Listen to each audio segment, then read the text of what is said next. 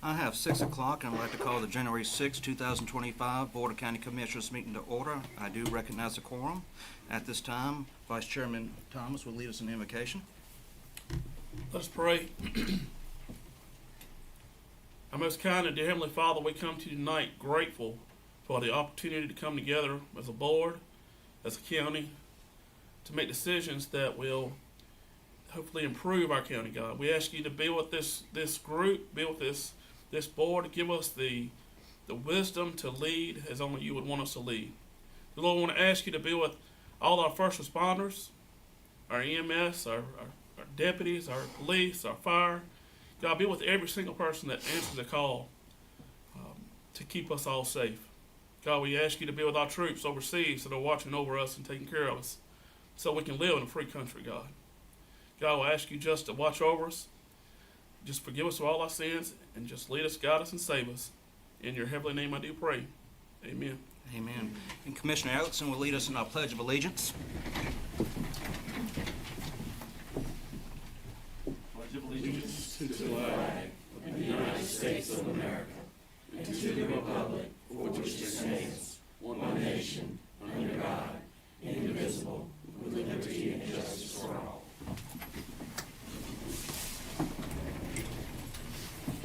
Members of the board, you have the agenda before you tonight. I would like to make an adjustment to the agenda for a third closed session, a motion to approve the agenda with the addition of a closed session number 3 per General Statute 143-318.11 to prevent the disclosure of information that is privileged or confidential pursuant to the law of this state or to the United States or not considered a public records within the meaning of Chapter 132 of the General Statutes. Do I have a motion to approve the agenda? We have a motion to approve agenda. Any discussion? All in favor, vote by saying aye. Aye. Any opposed? The ayes have it. The agenda's been approved. First item is a public hearing. Item 5A, the addition of Melanie Drive, Whitney Drive Circle, and Dragstrip Drive, 3 private roadways. Sally Bond. Good evening, Commissioners. I'll give IT a moment. Hopefully they've got my presentation. We are having a public hearing tonight, adding 3 private roadways to Mr. Garrett's RV park located off of Pixley Pritchard Road. But I did want to take a few minutes to introduce the 3 of you who are new to our addressing ordinance and our road naming process. Let's see. Next slide, please. Or can I advance them as well? Great. Let me go ahead and Yes, sir. Proceed and go into the public Yes, hearing. Do I have a motion to go into the public hearing? So moved. We have a motion. Any further discussion? If not, all in favor say aye. Aye. Any opposed? The ayes have it. We're now in the public hearing. Please continue. Thank you. So I'm going to cover briefly the North Carolina general statutes for road naming and addressing. I'm going to cover our local ordinance. I'm going to provide you some information about other addressing considerations, and then we will move forward with the proposed road names. So North Carolina General Statute Chapter 153A, Article 12, concerns roads and bridges. And basically it states that the county may have an ordinance to name roads outside the city limits. The same ordinance can be used to assign or reassign addresses. The county may not change the name or number of a DOT road without DOT approval. It may not assign a deceptively similar name within a vicinity.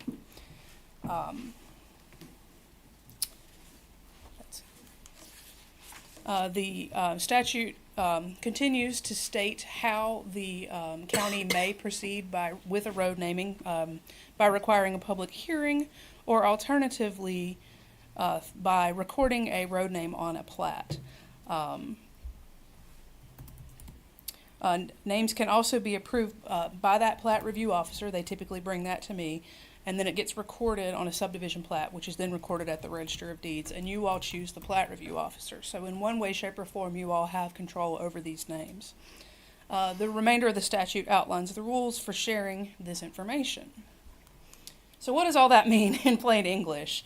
Essentially, roads can get approved in one of 2 ways: public hearing, like tonight, or on a subdivision plat.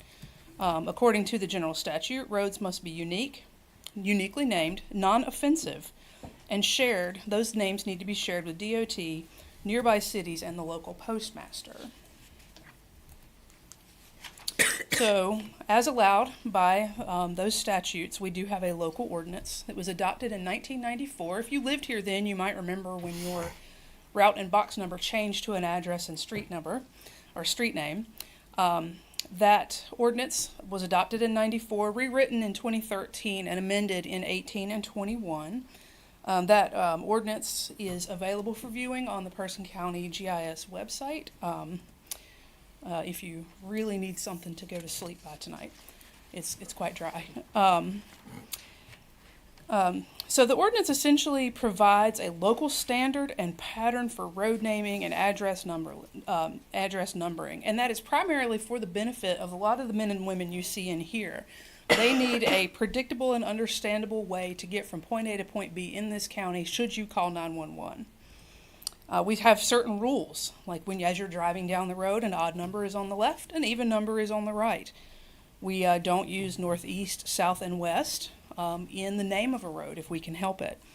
Road names are to be distinct and not repeated, so if you've got a Wesleyan Road in one part of the county, we try not to have a Wesleyan Road in another part of the county. Our suffixes have meanings. Road means you can drive from one end to the other and get out. Drive does not. Trail does not. Avenue, boulevard, those also have meanings that go with them. Our ordinance also outlines the authority, jurisdiction, some definitions, and the appeals process should there need to be one. But in addition to that, there are a lot of other considerations.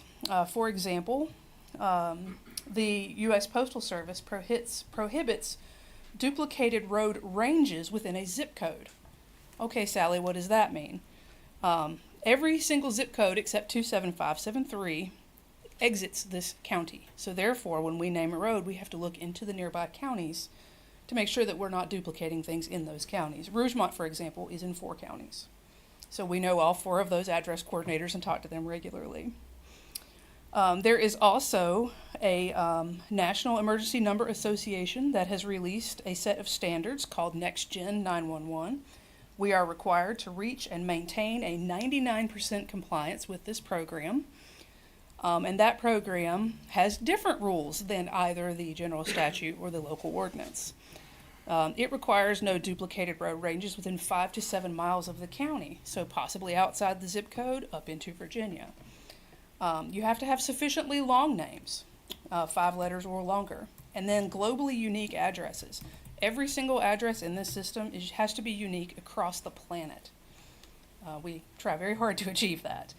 And then we have some other considerations, as in legacy software systems. Our computer-aided dispatch systems doesn't allow special characters. So Helena Mariah Road, I can't put a dash in that. And we handle that sort of internally on our side. There's also mobile phone and voice over IP carriers that have their special requirements. And then there's also landline carriers, which can't handle long names. So you can see how some of these requirements don't exactly line up with some of these other requirements. Then, of course, most importantly, there are the needs of the public. A lot of times folks want to name a road after a loved one, and we try to do that whenever possible. So to sort of summarize, our final road names are really at the intersection of state statute, local ordinance, needs of the public, and the Postal Service and our Next Gen 911 systems. Any change to a road name requires agreement with each one of those systems. So any new roads or renamed roads require a huge amount of consideration, so much so that a single person or team of people is assigned to the management of road names in each county in this state. And in Person County, that is in the GIS department. So now I'd like to move forward with the road naming of 3 private roadways entirely contained within the Garrett RV Park. This has to be done by public hearing because a plat with a subdivision plat with those names on it was not provided. If you're not familiar, for those of you who are new, this RV park was approved by this board on November the 11th, 2024. And as a side note, I was very easily able to pull that up on our new Laserfish agenda solution and search exactly the date for that. And I appreciate Michelle, Luke in IT, and Kim in all of their movement to get us more towards the digital age. Mr. Garrett has recommended Melanie Drive, Whitney Circle, and Dragstrip Drive as the 3 private roadways. Those names are fully compliant with our addressing ordinance and are completely contained within his RV park. So as I stated, adding these roads requires a public hearing to be held on the matter, and we did publish in the newspaper as well as place public hearing notices out, 2 public hearing notices out at the site. Mr. Garrett again chose these, and these names are fully compliant with the regulations in the ordinance. So with that, I would like to ask if there are any questions. Anyone signed up to speak? Any questions from the board? Madam Clerk, anyone speaking in for or against on the request? No, sir, Mr. Chairman, no individual signed up to speak. Do I have a motion to close the public hearing? So moved.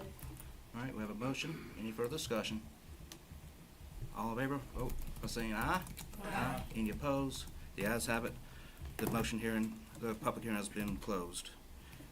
At this time, what is the desire of the board?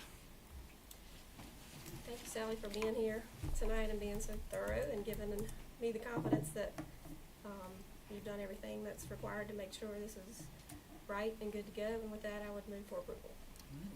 We have a motion for approval. Any further discussion? All in favor, vote by saying aye. Aye. Any opposed? The ayes has it. The motion is approved. Thank you so much. Thank you. At this time, we'll go into our second public hearing. It's a request by the applicant and property owner, Three Brothers Building LLC, and Young Meadows final plat major subdivision concept plan approval on 107-acre lot located at 623 Young's Chapel Church Road per Section 30 of the subdivision regulations of Person County. Do I have a motion to go into the public hearing? So moved. All right, do I have a motion? Any further discussion? All in favor, vote by saying aye. Aye. Any opposed? The ayes have it. We're now in the public hearing. Manager Kathy. Good evening, Commissioners. IT, will you please pull up the presentation? Thank you very much.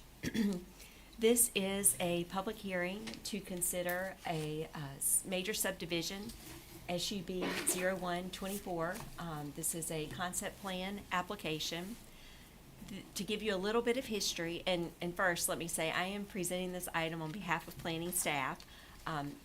The consultant who's been working with us in the absence of a planning director is on vacation this week, so Ken Krulik did assist in preparing this agenda item, but unfortunately he's not here to present it this evening. And our planner, Nicole Talley, who also worked with him on this item, is out sick today. I will also note that Chris Boley, our former planning director, put quite a bit of work into this application prior to his leaving. It was considered by the planning board twice under Chris's leadership and for a third time in December. TC and I were both there for the planning board meeting, so we are both available to answer any questions you may have about that process, as well as the applicant who is here in the audience tonight. So to get us started on this particular application, the subject property is just over 107 acres, located at 623 Young's Chapel Church Road.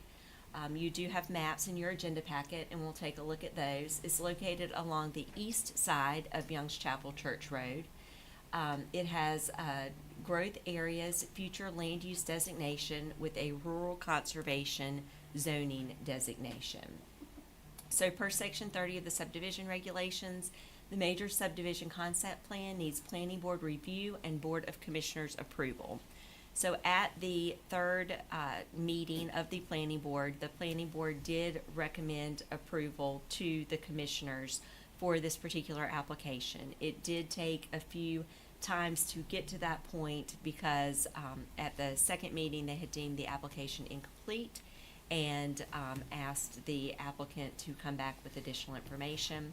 Following the December meeting, there were still a couple of things that the planning board required of the applicant, and those steps were taken and met by the applicant. And I will review the map that they submitted with the contours. It did not make it into your agenda packet, but we did have it before the agenda deadline in hard copy, and I scanned it in and sent it to you all, and I have included it in this slideshow.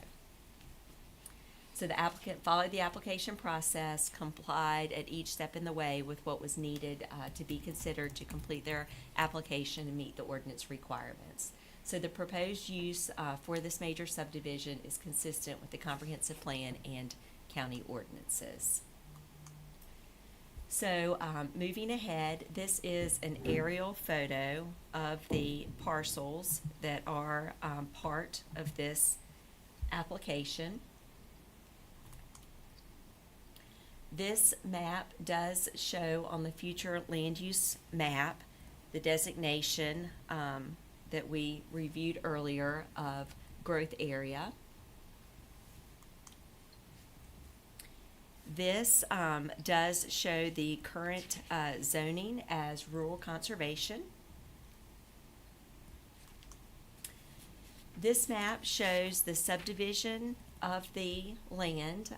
You will see how it's subdivided into various lots that are adjoining Youngs Meadow Chapel Road. One of the features that is depicted on this particular plan is shared driveways. So in between two lots is a shared driveway. So that was one of the aspects of the plan that evolved over time based on feedback from the planning board to reduce the number of entrances and exits onto the state maintained road. So again, this shows you the layout once it's subdivided. This is a soil science map, which was also required of the applicants to submit through the planning board process. That's been included in your packet, and these are larger within your packets as exhibits. I know it's kind of small to be able to see them on the slides. And then this is the final preliminary final plat with the contour lines for the entire property that's under consideration to be subdivided. That was the final condition that the planning board had made, as well as cleaning up some of the language that was included on the maps that needed to be amended. So the applicant has taken all of those necessary steps to comply with the planning department's condition, or the planning board's conditions, met with both Mr. Krulik and Mrs. Talley to review the final documents that they submitted, and staff did determine that they had met those conditions. So therefore, the staff recommendation and potential motion for the board to consider is to move to approve the major subdivision concept plan SUB 0124 for the Youngs Meadow final plat. So we are available to answer any questions that you may have. As I said, the applicant is here as well, and we may have some members of the public signed up to speak. Any questions for the county manager? Any questions to the owner? Madam Clerk, do we have any in favor or against? No, sir, we do not. We do not have any in favor or against. Do I have a motion to close the public hearing? So moved. I have a motion to close the public hearing. Any further discussion? Having hearing none, all in favor, vote by saying aye. Aye. Any opposed? The ayes have it. The public hearing is closed. At this time, what is the desire of the board?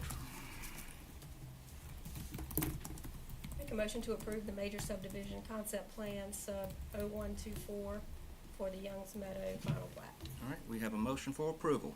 Is there any further discussion? Having hearing none, all in favor, vote by saying aye. Aye. Any opposed? The ayes have it. Motion's been approved. At this time, we have our 10-minute informal comment period. Madam Clerk, do we have anyone to sign up? No, sir, we do not. We do not have anyone to sign up. All right, item 7, discussion, adjustment, approval of the consent agenda. Any questions? Do I have a motion to approve? A motion to approve. All in favor? Vote by saying aye. Aye. Any opposed? The ayes have it. The motion is approved. Item 8, Fire and Rescue Tax Funding Request. Manager Kathy. Okay, so we did receive requests going back to October from Timberlake Volunteer Fire and Rescue Department for Fire and Rescue District tax funding to purchase 12 new portable radios in the amount of $81,062. In addition, we received a request from Person County Rescue Squad in the amount of $90,000 for the use of tax funds for filling SCBA and SCUBA bottles. So the letters going along with both of those requests were included in your agenda packet. So I did ask for both of those organizations to go to the Fire Chiefs Association to discuss these funding requests. That's how we had left it based on our last board discussions through the budget process, that we would seek that the request would come through the Fire Chiefs Association and determine whether or not the Chiefs Association recommended that fire tax district funding to the commissioners, which is ultimately your within your authority to approve how those funds are spent. So at the December 5th meeting, the Person County Fire Chiefs or Chiefs Association voted to give Timberlake and Rescue $66,000 each in fire tax funding for their part of the money that would have been allocated for them had they agreed to the need for the Stryker EMS equipment. So my understanding is that is how they based the decision to recommend this funding for those two organizations, because they are not participating in the Stryker equipment program. That is a 10-year program. This is a one-time request for funding in the current fiscal year. So the motion passed with no opposition per the Chiefs Association minutes, and I did include a copy of the minutes in your agenda packet. So as far as the available funding, the two requests as recommended by the Chiefs Association totals $132,000, $66,000 for each department. We currently have $106,290 available that is budgeted in this fiscal year in an unallocated line item within the Fire and Rescue Tax District Fund. So that leaves $25,710 that is currently unbudgeted, but may be included as a fund balance allocation from that fund to cover the remainder of that allocation if the board votes to do so. So the fund balance in that fund is approximately $965,000 currently. So there's certainly adequate fund balance to cover the remainder of that request. So I will be glad to answer any questions. I know we have representatives from both Timberlake and the Rescue Squad here, as well as our emergency services staff. Any questions for the county manager? When I was reviewing this, it just made me curious of what they would do since they weren't getting the full amount they were asking for. And I did run into Jason at the gas pump today, and he said he could make it work for the radios, just adjust what he was able to purchase. But I did want to hear from a representative of the rescue squad if they would be able to get what they needed if the funds were reduced from what the original requested amount was. Sure. Good evening. Thank y'all. Yes, sir. And Again, can you state your name? Aaron Lappin. Thank you. I'm the chief of the rescue squad Thank you. for Person County. Again, with what Chief Fletcher said, we can do the same thing. We just figured one of the reasons why I asked for the full 90 was because it is for the county, for everybody. But I can supplement that with some of our budget to equal, with what the Stryker stuff come out to be. So. Any other questions? Thank you. Any questions from Timberlake Fire Department? I've got a question. You do? Yes. So the brand radios they want to get, are there other brands that they can purchase at a cheaper price? Fire Chief? Can you state your name? Yeah, Jason Fletcher, Fire Chief Timberlake. So we've always run Motorola brand radios. We've had good luck with them. There are different radios out on the market, of course. Even with replacing these, eventually these 12 radios, we're still going to have a lot of Motorola radios left over that are going to be usable. And our thoughts on that were, one, we could do a lot of programming in-house to save money, far as with Motorola, because we have some of the software that we can do that. And second is if we had Motorola radios and let's just say Kenwood, I'll throw that out. That's two different batteries we're having to buy. It's just, it's a nightmare trying to keep them separated and a different set of bank chargers and so on and so forth. So that's why we chose to go with Motorola. We've had good luck out of them. I'm not knocking any other brand because that's pretty much all I know is Motorola. Is it possible to upgrade the existing radios that we have to meet the requirement? Far as the, I mean, do we have existing radios? We have to get the new ones to meet this Viper requirement. no, so the 12 that we're replacing, they're older radios, so come July 1, they won't be able to be programmed to that TDMA, I think is what it's called. So come July 1, they'll pretty much be a paperweight. And we, so just, again, it's in your packet and stuff I think that Manager Kathy sent out.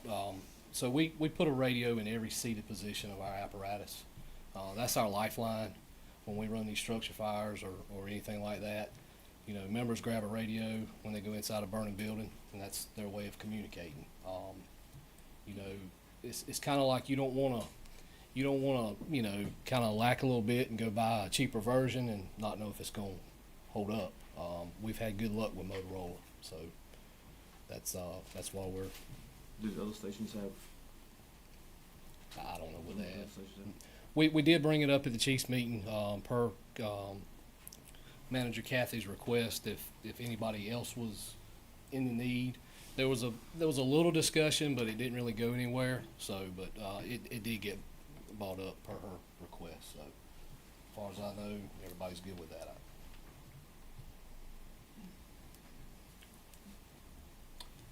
Yes, sir.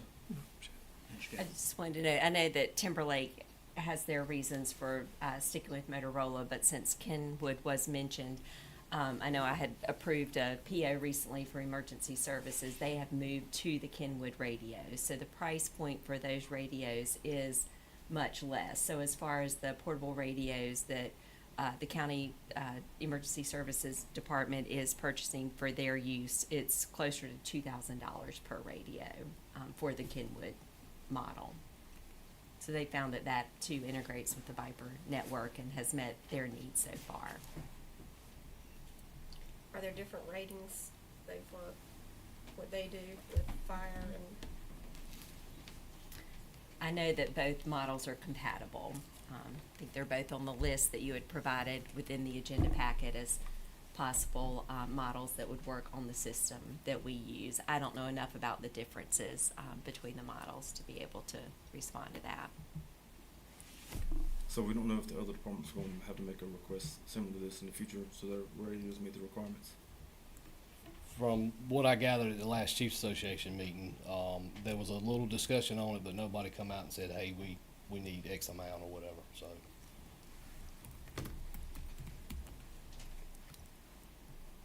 Any further questions for the fire chief? Thank you. Thank you. Any discussion or motion by the board? I'll make a motion to approve. Okay. We have a motion for the allocation of $106,290 and a fund balance allocation of $25,710. Any further discussion on the motion? If not, all in favor, vote by saying aye. Aye. Any opposed? Opposed. All right. 4-1. Thank you. Motion passes. All right, item 8B, Planning and Zoning Department Staff and Operational Update. Kathy. Yes, so I do want to give y'all an update, and this is at Chairman Puryear's request on staffing and operations for the planning department and where that stands, and give y'all the opportunity to ask me any questions that you'd like or offer any input that you would like. So the planning director position has been vacant since October 4th. We have, and that was due to the resignation of the former planning director. We have gone through 2 rounds of recruitment for a planning director. The position was offered each time to our top candidate, and in both cases, we were not able to actually finalize that offer and bring them here to work in Person County. So it really, it came down to salary in both cases, the salary and benefits package and the value of that, and how they perceived, what they were looking for to take a new position.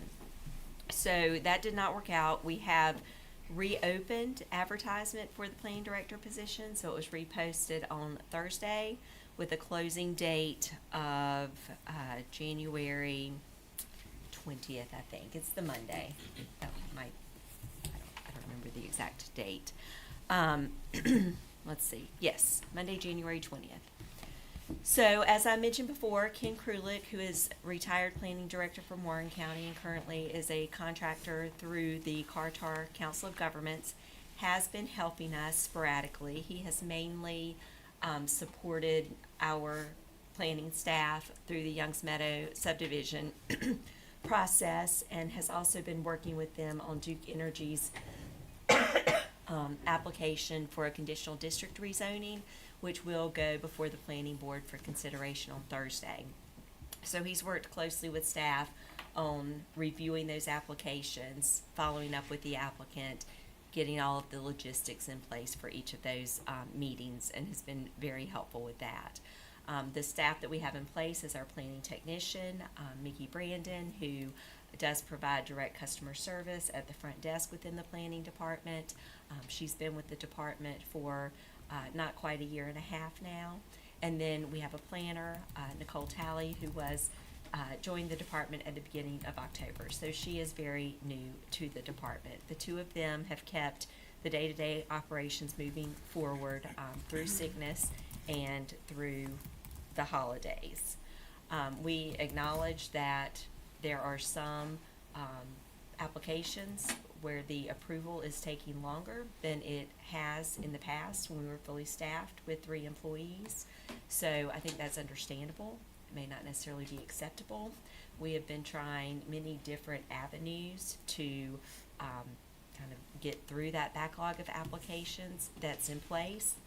Ken Krulik has agreed, once he comes back from vacation at the end of this week, that he will have about 20 hours to give the planning department each week, and he plans to be here on site 2 days per week.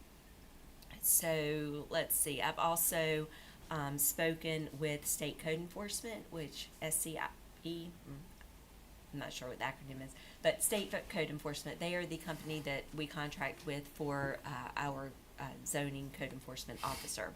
So they provided a couple of different options for support, one being a retired planning director they have on staff who could review some things remotely and provide feedback to staff but could not come and be on site. Another resource they had could come and assist on site with some of the permitting processes, but this is not someone who's worked at the director level, but somebody who could potentially provide some additional assistance with the day-to-day. At this point in talking with our staff on Friday, they felt like they are making good progress, getting back from the holidays, working through what's waiting to be seen, or to be reviewed. Unfortunately, Nicole is out today and tomorrow due to illness, but she is hopeful to be back in the office on Wednesday. So that's kind of where we are right now. I did go through their permit tracking log that they have, and I did that today with Mickey, and just wanted to give y'all an update. Can you pass that around? On where applications stand in the process.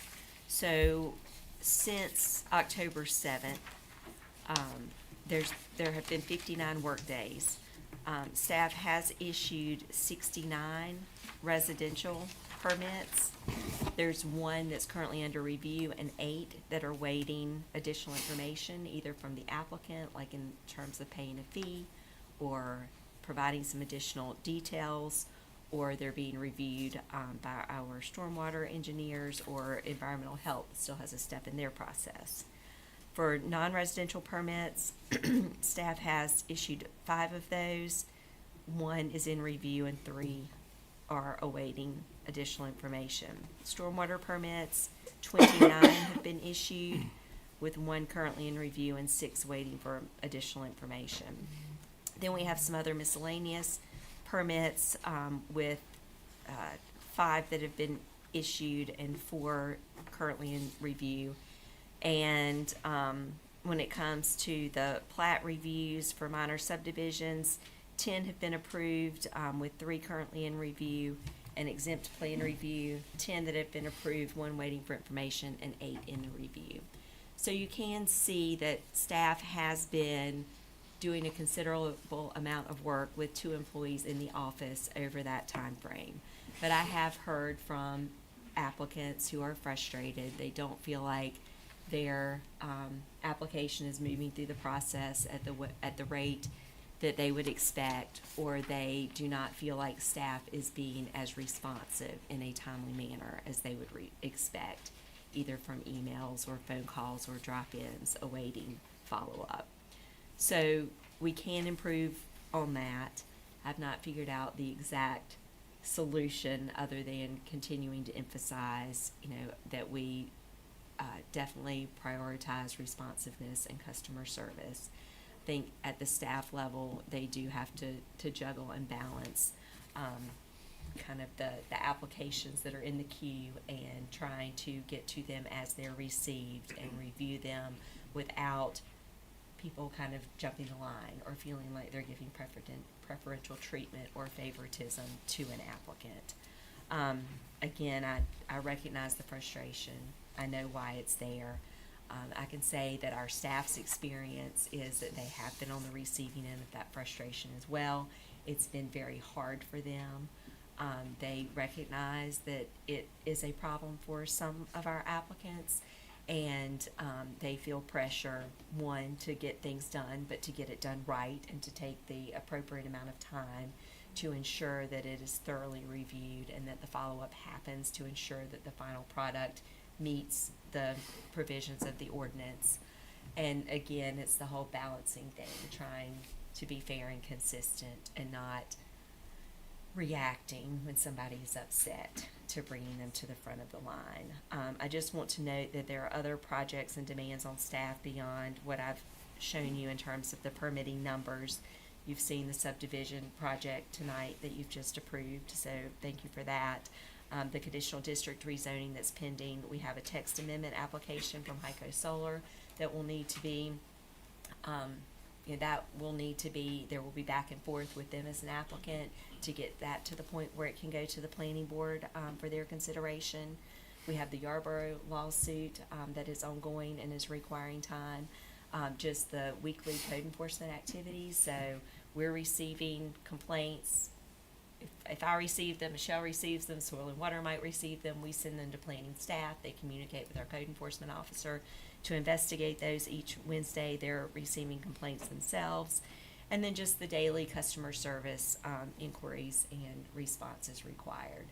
And I do go over and visit with staff, check in with staff almost daily. I can't make it over there every day. Some days I sit there for an hour or so in the office, in between their 2 offices, and just kind of to be aware of what's going on and do my work over there when I can. So I've tried to ensure that staff feels supportive and that I've talked to applicants who've been at the window and heard from them. So we do definitely want to ensure that we're providing the level of service that's expected and are trying to do what we can, given the situation, to move things along as rapidly as possible. But I do understand that we do have some applicants who do not feel like that has moved quickly enough.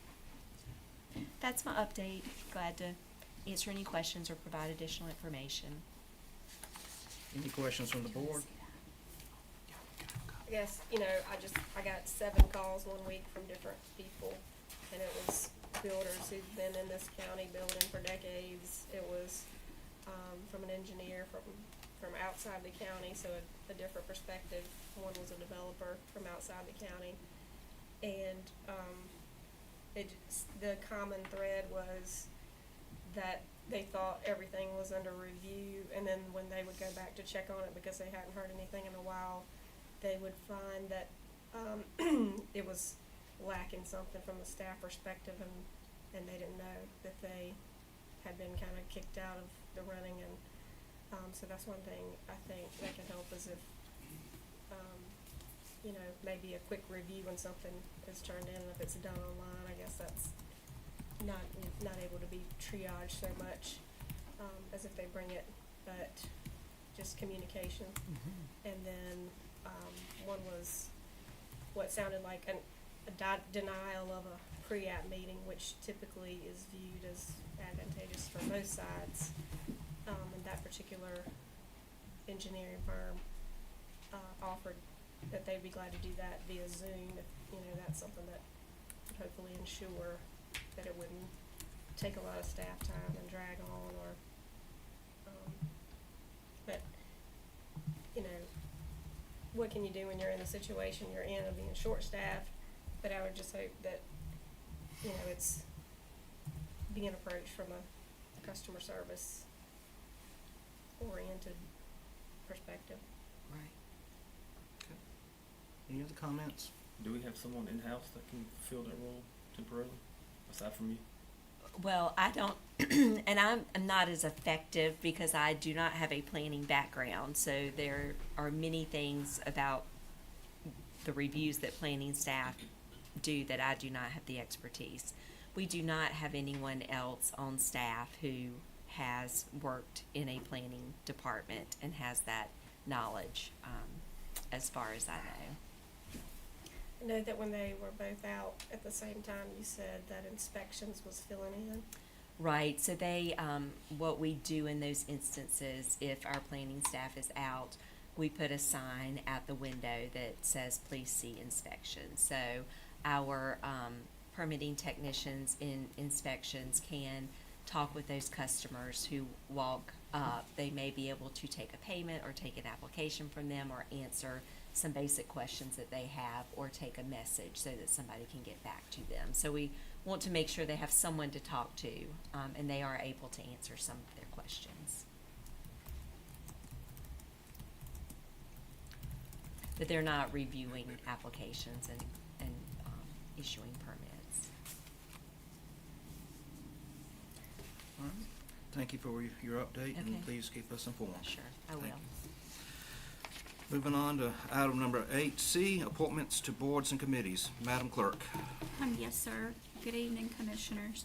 The Person County Board of Commissioners solicited volunteers to fill positions on the following boards, commissions, authorities, and committees through advertisement in the Courier-Times edition dated November 14th, 2024, on the Person County Government Facebook page and on the Person County Government website, with notice to submit applications by the deadline of noon on December 13th, 2024.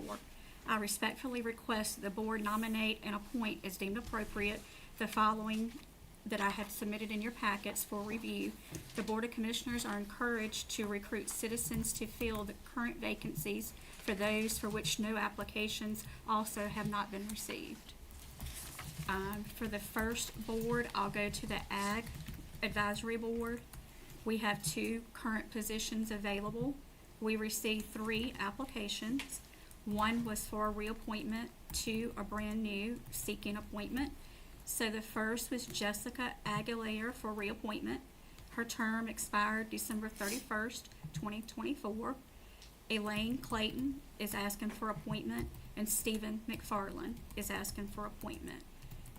We do have 2 positions, 3 applicants. May I please ask the desire of the board? Members, Do I have a nomination? And I will accept a motion to include two names instead of just one if warranted by this board.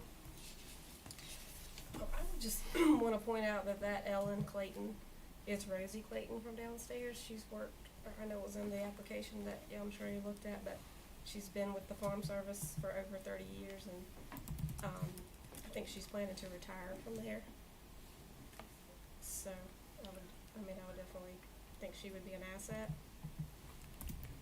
Is that in the form of a motion?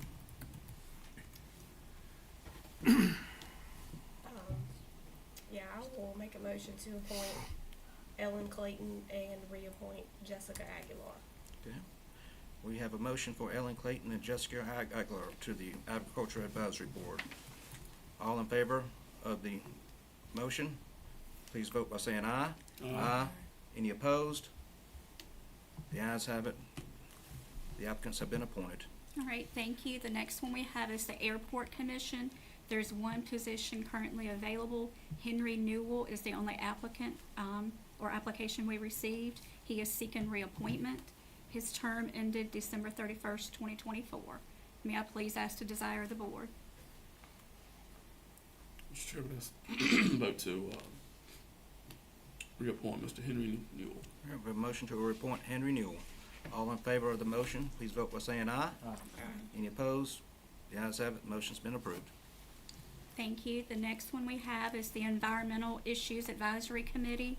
We have the following positions available, one for each township: Bushy Fork, Holloway, Olive Hill, Roxboro, Woodsdale. We received one application for Bushy Fork. We did not receive any applications for the other townships. May I please ask for the board's desire? Who is it? It is Holly Emerson. Mr. Chairman, I vote to appoint Ms. Holly Emerson to Bushy Fork.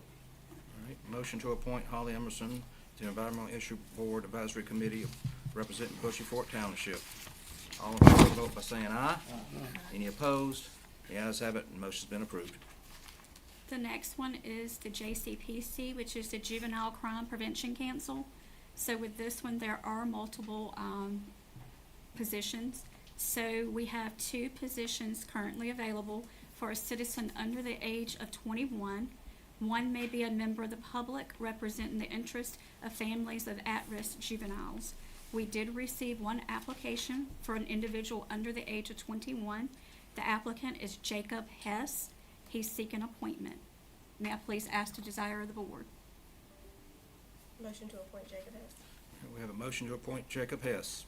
All in favor, vote by saying aye. Aye. Any opposed? The ayes have it, motion's been approved. The next one for the JCPC is for a juvenile defense attorney. There's one position available. There were no applicants to present to you. The next one is Person County Court Representative. We do have one position available. It's to fill an unexpired term to June 30th of 25. We had a person, Nicole Grant, in that position. I believe she's no longer in that position at the courthouse. So Chelsea Tucker is asking to take her term through June 30th. Motion to approve Chelsea Tucker. All right, we have a motion to approve Chelsea Tucker. All in favor, vote by saying aye. Aye. Any opposed? The ayes have it, motion's been approved. Also for the JCPC, we have a substance abuse professional. One position is available. We did not receive any applications. County manager or designee, there is one position available. We have Mr. Brian Hart, who is seeking his reappointment. His term expired December 31st, 24. May I please ask the desire of the board? Motion to reappoint Brian Hart. All right, we have a motion to appoint Brian Hart. All in favor, vote by saying aye. Aye. Any opposed? The ayes have it, motion's approved. The next one for the JCPC is Citizens at Large. There is one position available. We did receive 3 applications: Jeanette Noel, Melissa Taylor Thomas, and Kelly Woody. May I please ask the desire of the board? Mr. Chairman, I vote to appoint Kelly Woody. Okay, we have a motion for appointment of Kelly Woody. Any others? All right. All in favor for Kelly Woody, please vote by saying aye. Aye. Any opposed? The ayes have it, motion's been approved. Thank you. The next one is the Local Emergency Planning Committee, which is also referenced as LEPC. There are multiple positions for that. State local official, 1 position, there were no applicants. Law enforcement, 1 position, no applicants. First responder fire, 1 position available. Kenneth Torrain is seeking appointment. May I please ask the desire of the board? Motion to approve Kenneth Torrain. Motion to approve Kenneth Torrain. All in favor, vote by saying aye. Any opposed? Ayes have it, motion's been approved. The next one is for emergency management. There's 1 position. Michael Bratcher is asking for appointment. May I please ask the desire of the board? Motion to approve. Motion to approve Michael Bratcher. All in favor? Aye. Aye. Aye. Any opposed? Ayes have it, motion's approved. The next one is for a position for a health representative, 1 position available. Joshua Holland is asking for appointment. May I please ask the desire of the board?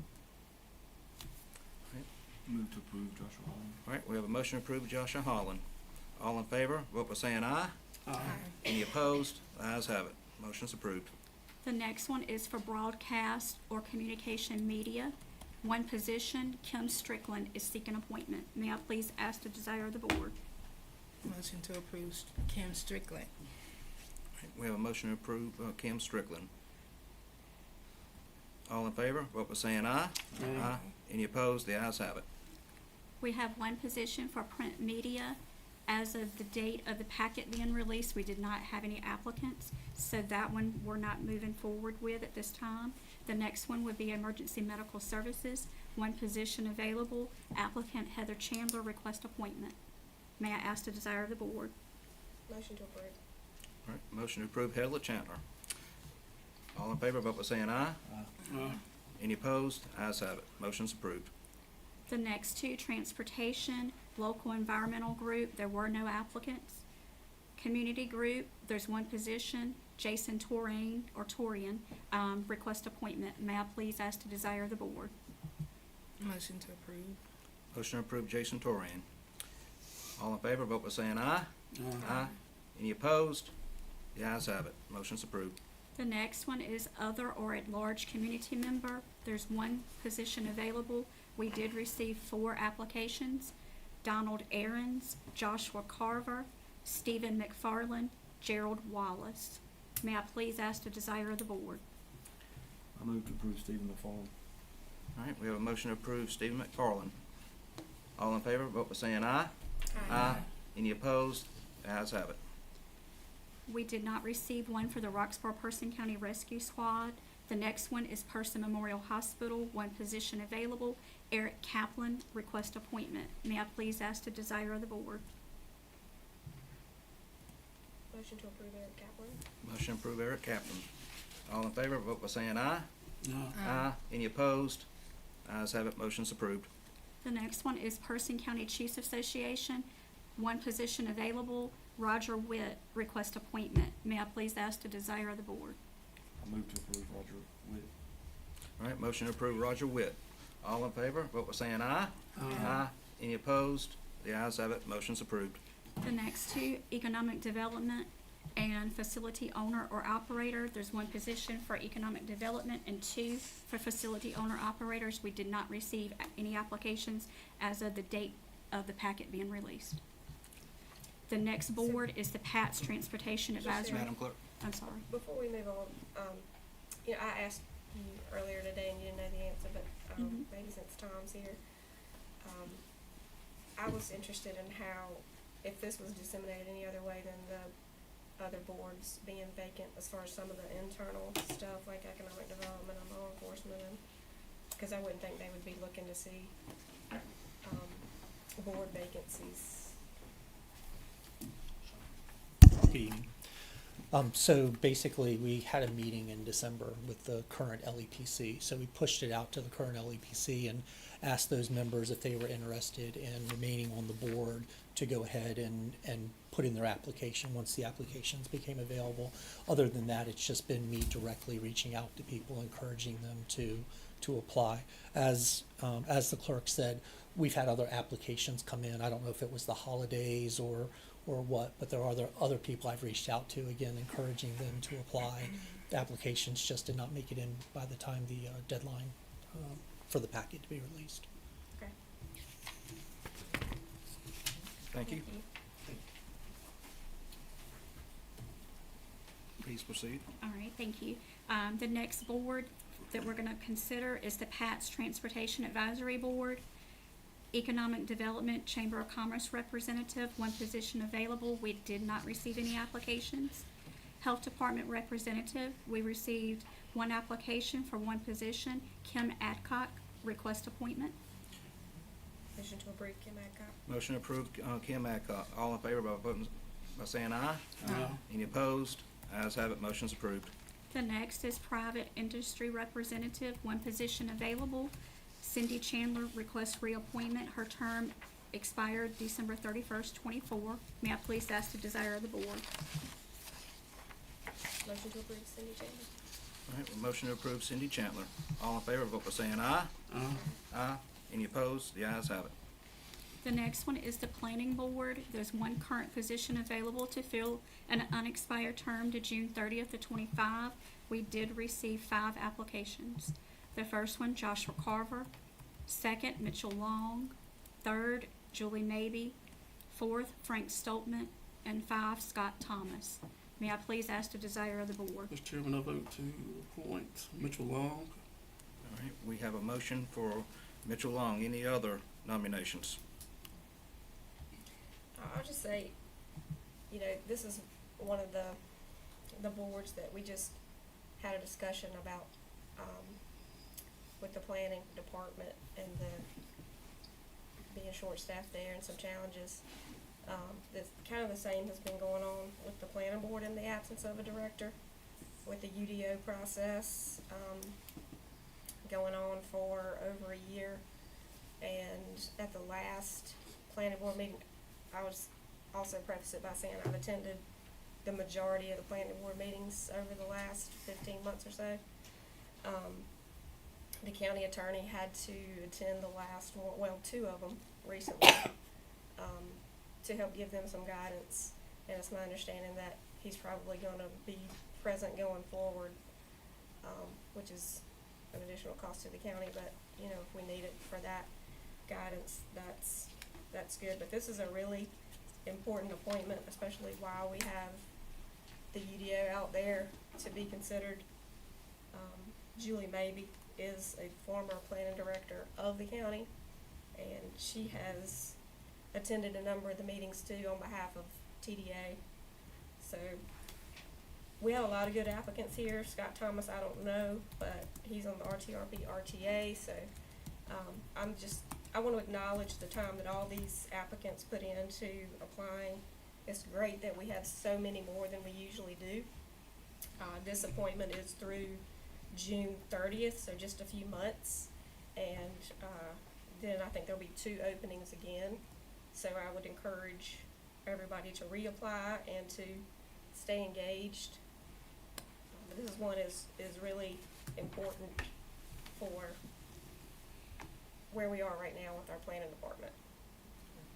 And I completely agree with Commissioner Wilburn. I mean, you know, it's a good problem to have when you have all good qualified names. Most of the time we have, as you've seen before, you have committee assignments that no one applied, or some just with one applied. So it's a good problem to have when you have so many qualified candidates. And I believe every person on this particular list is qualified, and it's always a tough decision. So are you moving to nominate Julie?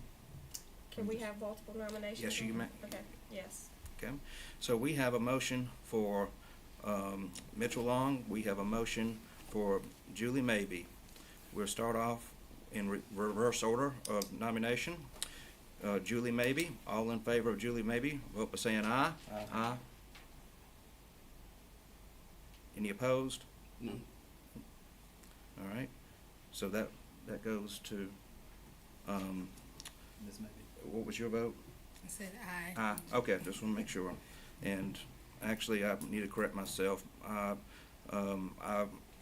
initially will, the vote did pass 3-2, but I did vote in affirmative for Julie Maybe, but I really, Mitchell did a great, he's a great asset, and again, this is a 6-month process, so just keep that in mind. I encourage all the candidates to continue to apply. All right, moving on to tourism development. All right, there are 2 positions available for the TDA. We did receive 3 applications. Jeremy Buchanan requests reappointment. His term expired December 31st, 24. Herman Gentry requests reappointment. I just want to note that he was a city appointment. That's why there's 2 positions currently available. He was originally a city appointment, but his term would expire December 31st, 24 as well. And then Sally Humphreys requests reappointment. Her term expired December 31st, 24. All right, May I please ask the desire of the board? Motion to appoint Jeremy Buchanan and Sally Humphries. all right. All right, and Herman Gentry, he was a city appointee. He was, but to my understanding, speaking with the TDA and Ms. Maybe, per their attorney, the county commissioners can appoint that particular person as well because he is a county resident. Okay. All right. I'll make a motion for Herman Gentry for TDA. Now, we have a motion on the floor from Commissioner Wilburn for Jeremy Buchanan and Sally Humphreys. We'll start with that vote first, and if there's a majority of the board, it will cancel out my motion. What is the desire of the board on Commissioner Wilburn's motion for Jeremy Wilburn and Sally Humphreys? Aye. Aye. All right, the ayes have it. Any opposed? No. The motion has been approved. Thank you. The next one is the Workforce Development Board. There is currently 1 position available for a business and industry representative. We received Joshua Carver as an applicant. May I please ask the desire of the board? Motion to approve. Motion approved, Joshua Carver. All in favor, vote by saying aye. Aye. The ayes have it. Motion's been approved. Thank you. All right. All right, at this time, we have chairman's report. I would like to say that I had the opportunity at the end of last month to attend a special presentation to past chairman Johnny Merle Lunsford, who was a chairman of this board for many years and a lifelong educator and a man that I personally admire, and it was an honor to be a part of that presentation of the longleaf pine. Certainly it was a time coming. He should have got it sooner, in my opinion, but it was good to see some of his former colleagues there for the presentation. Would like to remind the board that our next meeting will be on the 21st, which is a Tuesday morning, not a Monday. So just make sure you've got that inked in on your calendar. At this time, manager's report. Okay, excuse me, I'd like to congratulate Commissioner Wilburn for being appointed this morning as the District Director for NCACC's District 8. So she will serve in that capacity in a 2-year term, so I appreciate your service. It was Person County's turn to be represented in the rotation, so it was great that you stepped up to do that, so thank you. And congratulations. And I'd also like to thank all 3 of our new commissioners who have spent a great amount of time out of their schedules in December to go and meet with every department director within Person County government. So in a lot of these stops, we were in pairs. Some of them were individual. So some department directors carved out 3 different times to meet with commissioners. Others got to do it twice. But I had a great experience spending time with y'all, getting to know you better, and helping orient you to county government. So I appreciate all the time that you put into that, as well as our department heads, and think that that's great that we were able to get all of that done in between the 2 meetings. So thanks again. Okay. Vice Chairman Thomas. No report. Commissioner Wilburn. Likewise, I want to thank the county manager and those department directors for, as you said, carving out the time over the last month. For the most part, I was individual, so I think probably most of that had to be done 3 different times, and it was very informative, even as a former county employee who was familiar with a lot of the departments. I learned a lot. So thank you for, with everything else you have on your plate, giving that much time to us and the department directors too. Commissioner Royster. Yes, as Sherry, Commissioner Wilburn has stated, I enjoyed the orientation, and there were times I asked, like, how do they do it? So I want county employees, and the departments here to know that, I appreciated being a county employee myself, former county employee, but, it's a lot to go into what you do, and I could see the passion in every department that we visited from the department head, so I appreciate you. I also want to mention that I know we're meeting January 21st because of the MLK holiday on January 20th, but there are 2 events happening that day in this county. And that morning, there's a breakfast at Golden Corral at 8:30. And at noon, I know there is a service as well, but I know that information will probably be out on social media. But I just wanted to mention that for January 20th as well. So that's all I have. All right, thank you. Commissioner Ellison. I agree with what Commissioner Wilburn and Commissioner Royster said. Very informative, meeting every department head. I like being able to ask them questions, see what their individual needs were, versus in a formal setting such as this. And I appreciate everyone taking time out of their day and showing me around. Okay, thank you. All right, at this time, do I have a motion to go into closed sessions? And all closed sessions will include the county attorney, T.C. Morphus Jr., county manager, Kathy, and clerk to the board, Michelle Solomon. And closed session number 3 will also include assistant county manager and Consolidated Human Services Agency Director Brian Hart. So moved. All right, any discussion? All in favor, go into closed session, vote by saying aye. Aye. Any opposed? The ayes have it. We're now in closed session. Does anyone need